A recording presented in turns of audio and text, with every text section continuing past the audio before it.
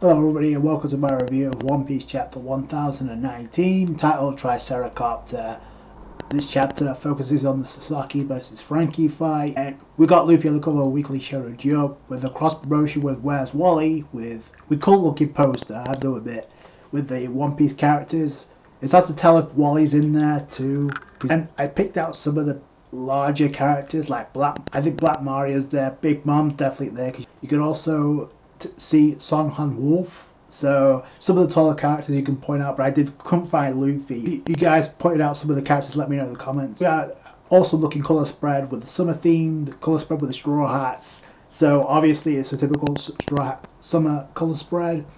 Luffy and Usopp, brothers in arms, on the back of Jinbei because he's Jinbei of the Sea. You got three whales in the background, you got Zoro and Sanji on one of them, you got Franky, Nami and Robin on another. If I was a whale looking in at Robin and Nami looking at like that, I'd probably have the same expression. So they look awesome in a colour spread as you would expect. This colour spread comes out at the perfect time because in the recent episode of One Piece, we literally got one of the best looking scenes featuring the Straw Hats ever in the series. And that was actually one of the best animated episodes of the series.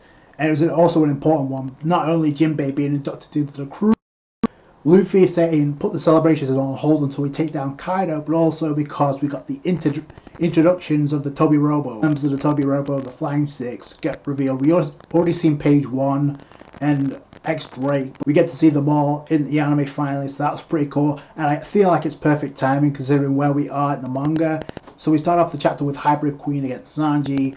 Queen firing a barrage of beams, and Sanji is not taking this seriously at all because, like, you see the explosions going everywhere. Queen looks like he's smiling, but it's hard to tell if he's like being serious as well.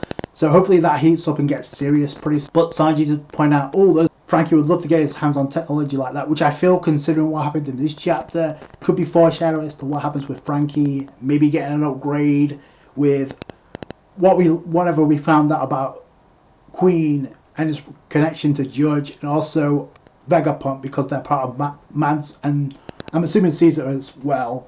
We'll definitely learn more about that, and we'll learn more about the technology, which probably will mean an upgrade for Franky post Wano, so that'll be pretty cool. So then we go over to Zoro, who's like looking for the shot, but he needs the bandages taken off for his inevitable showdown, the destined clash with King.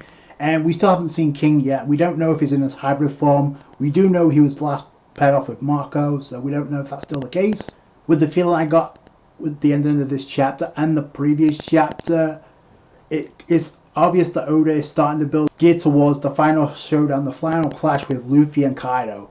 So we go over to the Polar Tang, the Heart Pirates, and they're trying to revive Luffy, do it, but then all of a sudden Luffy just coughs up and just yells out meat, typical Luffy. I mean, it's a callback to Alabasta, he does that all the time. He's gonna be fed by the Heart Pirates. Now what's interesting is, where is he going to jump back on the top of the Skull Dome from? Is he going to jump from the submarine in Gear 4 something else, or is he going to go into the Flower Capital like a lot of people predicted to try and stop Onigashima from crashing down on it? We'll have to wait and see. So we go to the Onigashima Skull Dome Right Brain Tower, where the fight between Sasaki and Franky is taking place, and ultimately you got the subordinates, the gifters and the pleasures that got switched through the Tama's abilities. They're helping out Franky. Franky confused, but he's happy to go along with this, which doesn't last long because Sasaki's like, oh, you're traitors, so I need to take you down, and they don't stay very long. We got a compliments of back and forth between Franky and Sasaki. Franky's like, oh, you're pretty tough to withstand all those lethal attacks. Sasaki's like, yeah, you're pretty tough yourself, and then goes into his hybrid form, so that's where the fight really picks up. And he also uses his sword again, so that's pretty cool. You see the black stripe, but as he's about to activate his sword, called Kakari Helix Sword, looks like it's kind of, the edges on the blade are kind of like vibrating, because it seems like that's the trigger for whatever he does with his frills around his neck that spin like propellers as a helicopter. So that's where the title of the chapter comes from. Like, he spins the frills around his neck, making him fly in the air like a helicopter. So that's pretty interesting. But I feel like since his sword is also, it looks like it's vibrating as well. It's like in motion. That may be the trigger. And then you got the subordinates who switch thanks to Tom's ability, who is under Sasaki. They're warning Franky, you need to get the hell out of Dodge because this is pretty lethal. He comes down with a Triceracopter. He takes out he takes out the gifters and the pleasures, but Franky blocks that with his sword, which is pretty cool. And I would have kind of like a sword clash between the two, but it doesn't really last long. At least Franky's sword doesn't. Sasaki's about to charge at Franky again, so Franky's about to pop his general shield, but then out of nowhere, like, Sasaki spins himself in the opposite direction, like his propellers are like spinning, rotating in the opposite direction his frills are, so he goes backwards, so he can gain some more distance, so he can get more ramming speed and distance. So, and the thing about these fights with the Toby Robo versus the Straw Hats, especially with what we're getting in the anime, and I've said this over and over again, but I feel like the anime could stretch out some of these fights, like some of the scenes we haven't, like with, for instance, like Nami versus Ulti. I said this already, like there's a chunk of that fight that got skipped over because Nami took a headbutt, so we didn't get to see that. So maybe that's where the anime will actually show us. Sasaki comes in with a Triceratops bullet, and I do like how he names his attacks for the breed of species, the name of the species of a dinosaur that he is. So he has a Triceratops bullet, he has a Triceratops Magnum by the end. So, and Franky does block it, but his shoulder misfires. So he blows, although he does use this opportunity to grab a hold of Sasaki and bounce him down in a general suplex, which is a complete homage to his fight with Senor Pink, even though Senor Pink was the one that did it to him. So I like that callback. But I feel like the difference between this fight and the fight he had with Senor Pink is Franky was fighting Senor Pink himself, and that was like more manly duel. This chapter just makes it seem like their ability to withstand the attacks that it did and still launch an attack. By the end, launched that massive attack on Sasaki. So got a shout out to Franky and his general Franky. So Franky pulls out his sword. He uses Victory V Flash, which he used this previously. It didn't work then and it didn't work now because Sasaki comes down and actually slices his sword. So either Franky's going to have to or pick out a new sword, or he's going to get the upgrades, possibly learning more about Vega. So Franky's like, okay, I'm going to go all out, bring out my strongest arsenal. Now, it does seem like Sasaki is like backing Franky away because he's moving from the area. And then Sasaki's like calling Franky out of this. Aren't you ashamed of running away? I feel like he's kind of leading Sasaki away, leading him away because the range of the attack that Franky used was pretty insane because he blew a hole through the roof and sent Sasaki flying. Sasaki once again comes in with a Triceratops bullet, and then Franky responds with a Gunor Cannon Encore, which is a pretty cool name for an attack, I'm not gonna lie, especially considering they're in a skull dome. He fires the general cannon, he shoots Sasaki in the air, but that still doesn't finish him off. Sasaki's bleeding, but he recovers and he comes down. And keep in mind, Sasaki's in his hybrid form, so this should be mid-fight, okay, if this isn't over yet. The way this chapter makes it seem, it looks like this fight is over. So he comes down with a Triceratops Magnum. Franky gets nailed, but he tanks it, and then he uses his opportunity to use a radical beam, because he says mid-chapter, like, it doesn't matter how tough your body is, your stomach's the weak point, which, because he's a Triceratops, I'm guessing that's the case, he ends up firing a radical beam right in the stomach, and it looks like, for the most part, it KOs him, because you see the white eyes. Doesn't really mean a whole lot until we know for sure. It looks pretty good for Franky right now.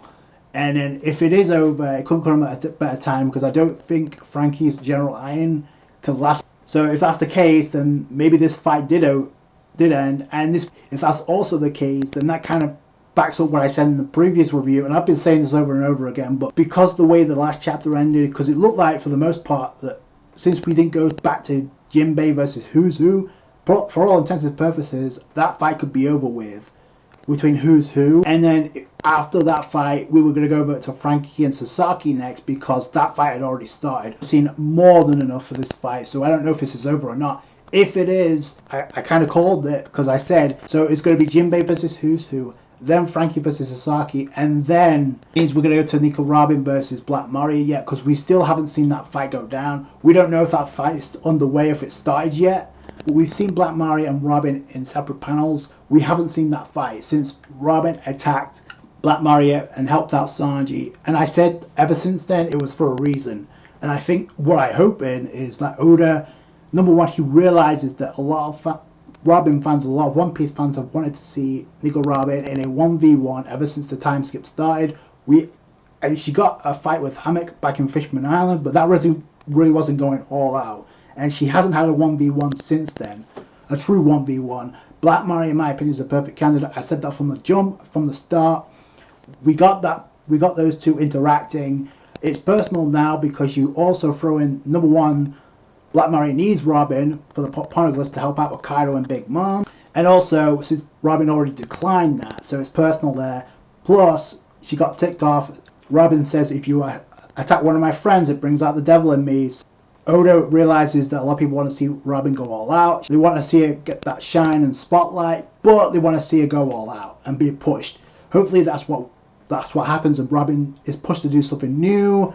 Black Maria is a perfect candidate, and there's no better time than now. It makes no sense to like not show us anything and then show us all these fights and nothing of Black Maria and Robin if that wasn't the case. And I think Oda is going to give that the focus and spotlight it deserves without having it be overshadowed by something else. That's where I feel like Oda's going with this. I hope I'm right. For the most part, it looks like so far I am, because Jinbei versus Who's Who looks like it's done. Franky versus Sasaki looks like it's done because they're both in hybrid form. So, and not only that, but in this chapter we also get Yamato's Zoan type form revealed. Now we don't know if Yamato's in a hybrid form at all.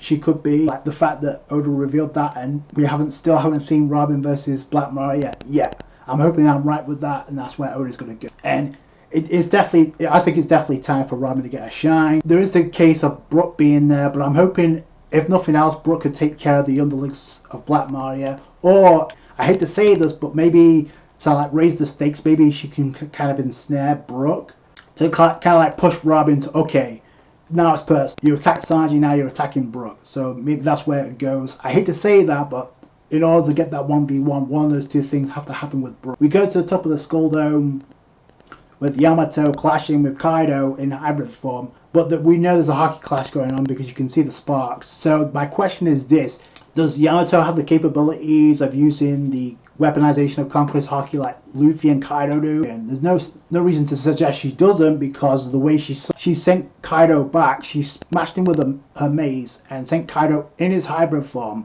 back. So that's impressive. Whether or not you think Kaido's dicking around, which he shouldn't be, because he said he was not going to hold back.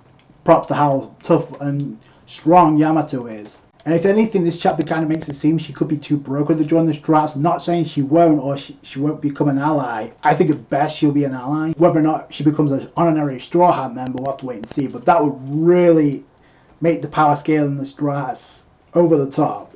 Especially when you've already added Jinbei, and now this. So this gives us the Yamato hype, although I don't know how much longer it's going to last. I think it's going to ultimately end with a KO. I said this was from the start, this is going to be a great opportunity to give him more development and more spotlight. And I think Yamato is already top 11 in the One Piece character poll, so she's already a popular character anyway. She's definitely not dying, because it just makes no sense to have her get this much spotlight and mention over and over again that her dream is to go out at sea. She wants to see the world, much like Odin did, which I'm going to get into. There's something about that I'm going to get into by the end. So Kaido's like, you'll make a worthy addition to our military strength. I said the moment she was introduced, I said she had the capabilities of becoming a calamity. I think she's at first Yonko Commando level, I think. Especially with what we see in this chapter, because number one, she came in, when she was introduced, she took down Ulti. Obviously it wasn't a one shot, but she still took it down.